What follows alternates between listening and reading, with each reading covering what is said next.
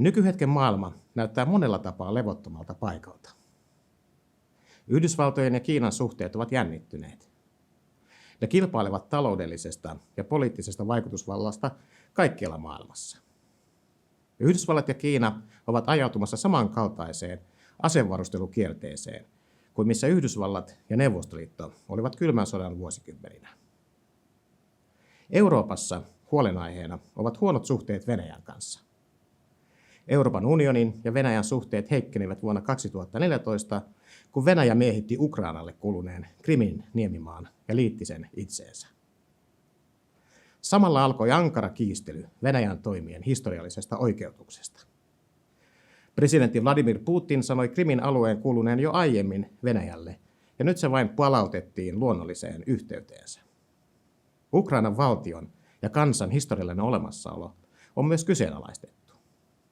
Ukrainalaiset ovatkin joutuneet puolustautumaan kahdella rintamalla, nykyisyydessä ja menneisyydessä, eli historiassa. Kamppailua Venäjän kanssa käydään nyt, tässä hetkessä, ja samalla myös historiakäsitysten kentällä. Kiistat historiasta ovat osa valtioiden välisiä ja niiden sisäisiä konflikteja. Tällaisten historiakiistojen tutkimusta kutsutaan historiapolitiikan tai historian poliittisen käytön tutkimukseksi. Tutkimusalueen painoarvo on kasvanut viime vuosina, mikä voi kertoa siitäkin, että historialla todella on väliä. Yhtenä tutkimuksen osa-alueena on sen tarkastelu, miten historiaa koskevat kiistat ja niiden sovittelu liittyy rauhantekoon ja konfliktien sovitteluun. Historioitsijat voivat olla osa rauhanvälitystä ja he voivat osaltaan auttaa konfliktien osapuolia sopimaan kiistojaan. Tarvitsemme kuitenkin lisää tutkimustietoa siitä, mikä merkitys historiakiistoilla on konflikteissa ja miten historiaa koskevia kiistoja sovitellaan. Yksi meitä suomalaisiakin koskeva ajankohtainen historiakiista koskee kylmän sodan päättymistä. Nyt kiistellään siitä, tapahtuiko 1990-luvulla kylmän sodan päätyttyä jotakin sellaista, joka olisi aiheuttanut nykyiset ongelmat Venäjän ja Euroopan unionin sekä Yhdysvaltojen välillä.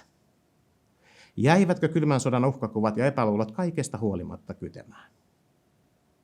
Kun kylmä sota päättyi noin 30 vuotta sitten, monet ihmiset katsoivat, että koko maailma oli muuttunut turvallisemmaksi. Demokratia ja ihmisoikeudet vahvistuivat.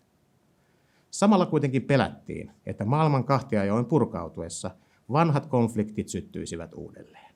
Demokratiakehitys pysähtyisi tai että uutta globaalia järjestystä ei saataisi vakiinnutettua.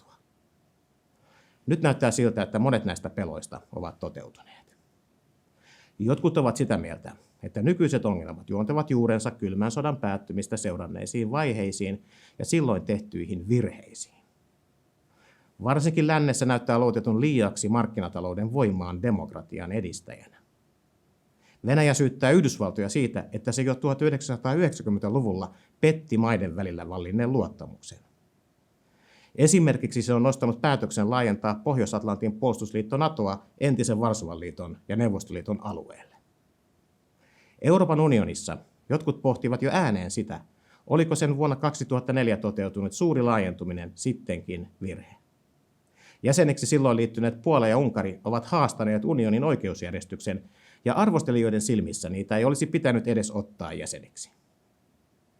Itse tutkin sitä, miten kylmän sodan päättyessä ja 1990-luvulla aikalaiset hahmottivat maailman tulevia kehityssuuntia ja miten suuria päätöksiä tehtiin. Oma tutkimukseni viittaa siihen suuntaan, että nykyisen maailman ongelmia on turha hakea joistakin yksittäisistä kylmän sodan jälkeen tehdyistä päätöksistä. Kylmän sodan päättyessä oltiin maailman muutoksen suhteen ylioptimistisia, mutta Venäjän nykyjohdon väittämille virheille ei ole katetta. Samalla on kuitenkin todettava, että myös lännen puolella oltiin liian optimistisia muutoksen syvyydestä ja helppoudesta. Kylmän sodan päättyminen ei poistanut vanhoja uhkakuvia kummallakaan puolella täysin.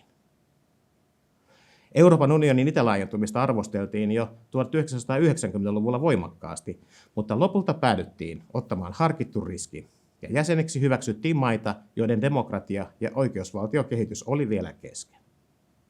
Näin kuitenkin ajateltiin vauhditettavan myönteistä kehitystä ja koko Euroopan vakautta.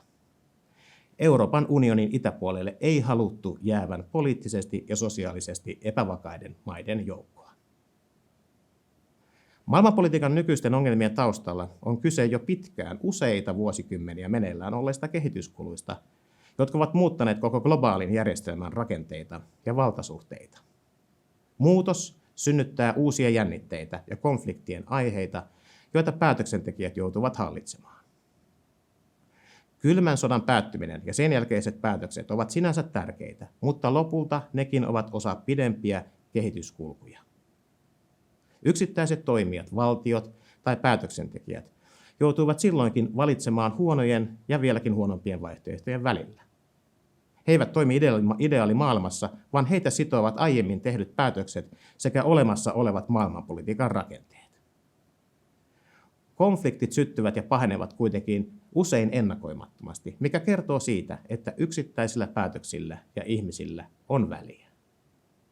Minua kiinnostaa se, miten näitä päätöksiä tehdään ja milloin ne ovat niin merkittäviä, että niillä on vaikutusta myös kansainvälisten suhteiden rakenteisiin joko myönteisessä tai kielteisessä merkityksessä.